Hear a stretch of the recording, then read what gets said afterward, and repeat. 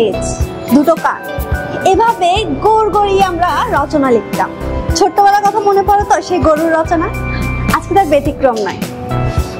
আসসালামু আলাইকুম, আমি নূর আফরিন। সকলকে আমন্ত্রণ জানাচ্ছি cosmic sports and health club আয়োজিত এই রচনা প্রতিযোগিতা।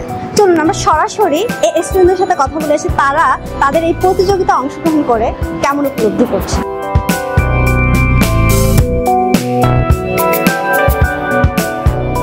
প্রতিযোগিতায় অংশগ্রহণ করলাম, কি লিখলে, কোন রচনা লিখলে? বিষয় হচ্ছে বাংলাদেশের বন্দর সম্পর্কে লিখলাম। বন্দরের দুর্নীতি, বন্দরে কি হচ্ছে, বন্দরে কিভাবে আরও করলে দেশ এগিয়ে নিয়ে যেতে পারবে। বাংলাদেশে 23টি সমুদ্র বন্দর রয়েছে, তার মধ্যে বেস্ট হচ্ছে চট্টগ্রাম বন্দর। বন্দরের মধ্যে অনেক দুর্নীতি হচ্ছে। বন্দরে 86 কোটি টাকা দিয়ে একটি সফটওয়্যার কেনা হয়েছে অন্য দেশ থেকে, কিন্তু সেই সফটওয়্যারটি এখন পর্যন্ত চালানো হয়নি বা কোনো কাজেই ব্যবহার করা হয়নি। সেটি নিয়ে লেখা আর কি। বন্দর সম্পর্কে রচনার কারণ হচ্ছে বাংলাদেশের ভিতরে 90%-এরও এর বেশি পণ্য রপ্তানি ও আমদানি করা হয় বন্দরের মাধ্যমেই। বাংলাদেশের ভিতরে চট্টগ্রাম সমুদ্র বন্দরে অধিকাংশ বেশি আমদানি ও রপ্তানি করা হয়। এই যে পরীক্ষা দিচ্ছ, কি মনে হচ্ছে পুরস্কারটা কি তুমি পাবা? মনে তো হচ্ছে। ওইভাবে লিখছো? জি, মনে হচ্ছে, আশা আছে। হ্যাঁ, মানে কততম পুরস্কার পাবা? প্রথম আশা আছে। ধরেন এখানে নানা ধরনের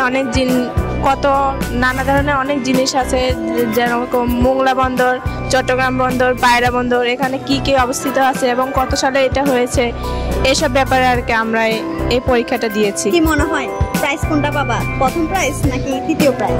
যেটা আছে আর কি ভাগ্যের। প্রথমবারের মতো cosmic sports and health club এমন একটি শিক্ষণীয় বিষয় নিয়ে আয়োজন করেছেন। আয়োজনটিতে তরুণরা কোঅর্ডিনেটর এবং অর্ডিনেটর হিসাবে সুন্দরভাবে দায়িত্ব পালন করছে। এই যে আয়োজনটা, পুরো আয়োজন জুড়ে মূলত কে আয়োজন করেছে বা কিভাবে আয়োজনটা শুরু?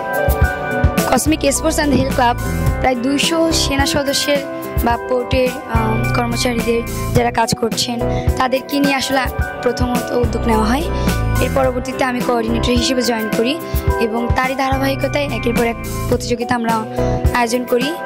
2024 সালের রচনা প্রতিযোগিতার এটাই প্রথম আয়োজন করেছি। আশা করি আমরা অনেক ভালো ভালো কাজ করতে পারবো, সকলের সহযোগিতা কামনা করছি। এটাই এই উদ্যোগটার মাধ্যমে কি মেসেজ পৌঁছে দিতে চাচ্ছে? মেসেজ এটাই পৌঁছাতে চাই যে তারা ভবিষ্যতে ভালো কিছু করুক, তারা ভালো কিছুর সাথে, বলে না সঙ্গদোষে লোহা ভাসে, সঙ্গটা ভালো হোক, লোহাটা তারপরে ভালোভাবে আসবে। আমি চাই তাদের এমন কিছু তারা সংস্পর্শে থাকুক যেগুলো তাদের ব্রেন, তাদের হেলথ, তাদের নিজেদের স্কিলের জন্য খুবই ভালো হবে। তো সেই জায়গা থেকে আমরা এই প্রোগ্রামটা আয়োজন করেছি। আপনি তো হল পরিদর্শক ছিলেন, এই হল পরিদর্শকের ক্ষেত্রে স্টুডেন্টদের কেমন মনোযোগ দেখলেন, যে কেমন দিচ্ছে এক্সাম? অনেক ভালো দিছে, কেউ মানে অত বেশি শৃঙ্খলার ভিতরে ছিল, বিশৃঙ্খলা সৃষ্টি করে নাই। এই আয়োজনটার উদ্দেশ্যে আপনি কি বলবেন? আমার মনে হয় এটা অনেক ভালো একটা উদ্যোগ, আর আমরা চাই এরকম আরও আগে সামনে হোক বা আমরা করতে চাই। এটা মাধ্যমে আমাদের নিজেদেরও অনেক ভালো একটা অভিজ্ঞতা হচ্ছে, সাথে সাথে মনে করেন স্টুডেন্টরাও অনেক কিছু শিখতে পারবে বা অনেক কিছু জানতে পারবে। এই নতুন আমাদের এই বন্দর এলাকার ব্যাপারে জানতে পারবে, তাদের একটা নতুন অভিজ্ঞতা হবে। এগুলো খুবই ভালো একটা উদ্যোগ আমার মতে। ভালো কাজগুলোতে মানুষ সমালোচনা বেশি করে, কিন্তু আমি চাচ্ছি যে ভালো কাজ যদি হয় লোক দেখানো হোক না, সেটা লোক দেখানো, কিন্তু লোক দেখানো মানুষ থেকে তো কিছু শিখতে পারতেছে।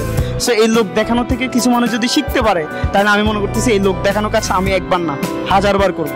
এই যে আয়োজনটা, এই আয়োজনের মাধ্যমে আপনি প্রত্যেকের কাছে কি মেসেজ দিতে চাচ্ছেন? আমি বলবো যে এরকম আয়োজন সবার করা উচিত। এখানে অনেক শিক্ষিত ছেলে আছে যার টাকা নাই, আমরা চাই যে এরকম যাতে না থাকুক, আমাদের কিছু সংগঠন তাদেরকে হেল্প করুক, তারা যেন এরকম কাজগুলাই উৎসর্গিত করে নিজের ফ্যামিলিকে, এই যে আমরা আজকে যে হালকা পাতলা পুরস্কার দিচ্ছি, যেন এমন কিছু অর্থ তাদেরকে দেওয়া হবে 5 সেকেন্ড থার্ডকে, যেন তার ইন ফিউচার আর পিছনে তাকানোর প্রয়োজন না। আমি একটা মধ্যবিত্ত পরিবার ছেলে, আমি বিজনেস করি, সো আমারও ইচ্ছা আছে যে আমি এই কাজগুলো করব এবং আমি কাজ করতেছি। আল্লাহ সুবহানাহু ওয়া তাআলা যেন সবাইকে এরকম কাজে এগ্রি করে, এটাই চাই। জীবনে সবসময় দুটো কথা মাথায় রাখবেন।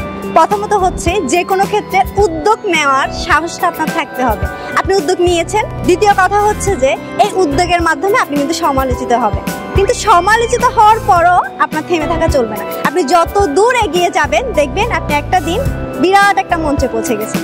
তাই উদ্যোগ নিতে হবে। অভিভাবকরা এই আয়োজনটাকে কিভাবে দেখছে? এখানে আমার মেয়ে এই রচনা প্রতিযোগিতা দিছে। এখন এই সুন্দর আয়োজন হয়েছে যে দেখতে আসছি, অনেক খুশি লাগছে, আনন্দ লাগছে। যাতে প্রত্যেকটা স্কুলে এরকম হয়, এগুলো দেখে আরো শিক্ষার্থীরা শিখতে পারে, খুব ভালো লাগছে। আগ্রহ থাকে, আগ্রহ জাগে। আমার মেয়ে দিছে, আমার থেকে অনেক খুশি লাগছে জন্য আমি আসছি আজকে মেয়ের সাথে। আশা তো রাখছি আমার মেয়ে প্রাইজ পাবে, প্রতিযোগিতা দিছে অবশ্যই পাবে।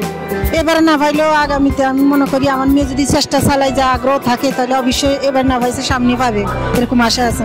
রচনা প্রতিযোগিতা পরীক্ষা দিতেছে, কি মনে হয় সে কি প্রাইজ পাবে? বলছে ভালো হয়েছে পরীক্ষা, এখন আর তা আশা রাখা যায়।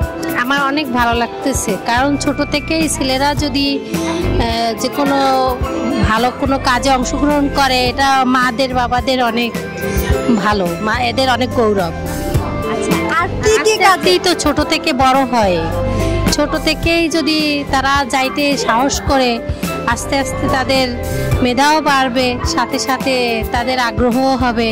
সব পরিবার কিন্তু এভাবে সাপোর্ট করে না। না, আমি এটার ভিতরে সব সময় সাপোর্ট করি এবং আমি আমার ছেলের সাথে সব সময় যাই। বাচ্চাদের সাথেও থাকতে হবে এবং তাদেরকে উৎসাহ দিতে হবে, তারা যেন যে কোনো ভালো কাজে, যে কোনো প্রতিষ্ঠানে, যে কোনো অনুষ্ঠানে, এগুলোতে যেন তারা সবসময় এগিয়ে আসে। কসমিক স্পোর্টস অ্যান্ড হেলথ ক্লাবের প্রধান উপদেষ্টা মেজর মনিরুদ্দিন হাসান বললেন, আজকের এই আয়োজনের মূল উদ্দেশ্য কি? আজকের আয়োজনের মূল উদ্দেশ্য হচ্ছে আমাদের যারা ছাত্রছাত্রীরা আছে, সত্যিকার অর্থে তাদের পাঠ্যপুস্তকে কোথাও কিন্তু বন্দর সম্বন্ধে লেখা নাই। ইভেন আমি যখন কলেজের স্কুলে পড়তাম ক্লাস 6-7-এ, তখন আমাদের ওই একটা প্রশ্ন ছিল, বাংলাদেশে কতগুলা বন্দর আছে? আমরা লিখতাম চট্টগ্রাম আর মোংলা।